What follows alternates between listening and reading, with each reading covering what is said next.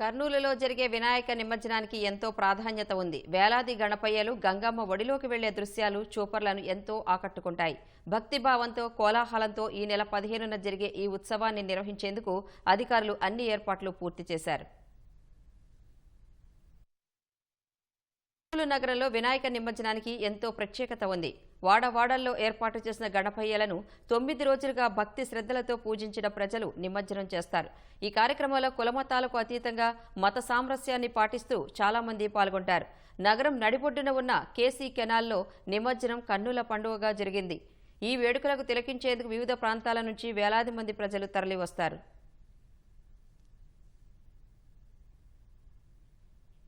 పాత నగరంలోని రాంబొట్ల దేవాలయం వద్ద ఏర్పాటు చేసిన గణపయ్యకు ప్రత్యేక పూజలు నిర్వహించి లడ్డూ వేలం వేసిన తర్వాత మొదటి ఊరేగింపు ప్రారంభమవుతుంది.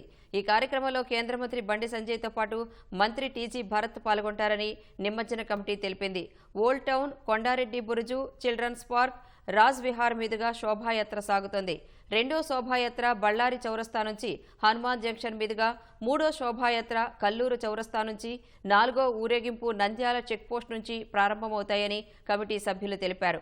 మధ్యాహ్నం 3 గంటలకు వినాయక ఘాట్లో పూజా కార్యక్రమాలు పూర్తి చేసిన తర్వాత నిమజ్జన కార్యక్రమం ప్రారంభించనున్నట్లు తెలిపారు.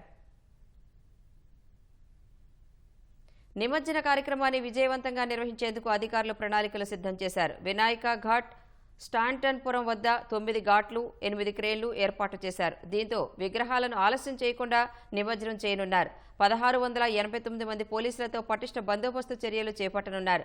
బాంబ్ డిస్పోజబుల్ డాగ్ స్క్వాడ్ బృందాలతో విస్తృత తనిఖీలు నిర్వహించనున్నారు. నిమజ్జన కార్యక్రమం అంతా డ్రోన్, సీసీ కెమెరాలు, వీడియో కెమెరాలతో చిత్రీకరించనున్నారు. అసాంఘిక శక్తులు, అల్లరి మూకలపై గట్టి నిఘా ఉంచనున్నారు. నగరంలోకి వచ్చే వాహనాలను దారి మళ్లించనున్నారు. ఈ సంవత్సరము గణేష ఉత్సవాలు అత్యంత వైభవంగా జరుపుకున్నాము. ఈ యొక్క 15వ తేదీ రోజు మనం నిమజ్జన కార్యక్రమానికి అన్ని ఏర్పాట్లు చేశాము. రాంబొట్ల దేవాలయం నుంచి మొదటి ఊరేగింపు స్టార్ట్ అవుతుంది. ఆ ఊరేగింపు ప్రారంభించేదానికి సహాయ మంత్రి గారు బండి సంజయ్ గారు విచ్చేస్తున్నారు. మన మినిస్టర్ టీజీ భరత్ గారు ఈ ఉత్సవాన్ని ఊరేగింపును ప్రారంభిస్తారు. ఊరేగింపు కావాల్సిన ఏర్పాట్లన్నీ పకడ్బందీగా మున్సిపల్ కమిషనర్ గారు ఇక్కడ ఏర్పాటు చేశారు. ఎలక్ట్రిసిటీ, తర్వాత బ్యారికేడింగ్, లైటింగ్, ఈ చొప్పలు కానీ, బోట్లు కానీ, గజ ఈతగాళ్ళు కానీ వాళ్ళందరూ కూడా ఏర్పాటు చేయడం జరిగింది. ఊరేగింపులో ఎలాంటి అవంతర సంఘటనలు జరగకుండా పోలీస్ డిపార్ట్మెంట్ వారు పకడ్బందీగా బందోబస్తు ఏర్పాటు చేయడం జరిగింది. శాంతంగా ఊరేగింపు జరపాలని కోరుతున్నాము. దేవుడి పాటలు మాత్రమే ప్లే చేయాలి ఈ డీజేలో. అది ఒక ముఖ్యంగా మేము మరీ కోరుతున్నాము. ఎవరే కానీ కూడా మద్యం సేవించి రాకూడదనేది గణేష్ ఉత్సవ సమితి అందరినీ రిక్వెస్ట్ చేస్తున్నది. మనకు టౌన్ లో 2320 విగ్రహాలు ఏర్పాటు చేశారు. వాటికి రేపటికి అయితే మాత్రం మనకు పెద్ద విగ్రహాలన్నీ కూడా దాదాపు 2000 విగ్రహాలు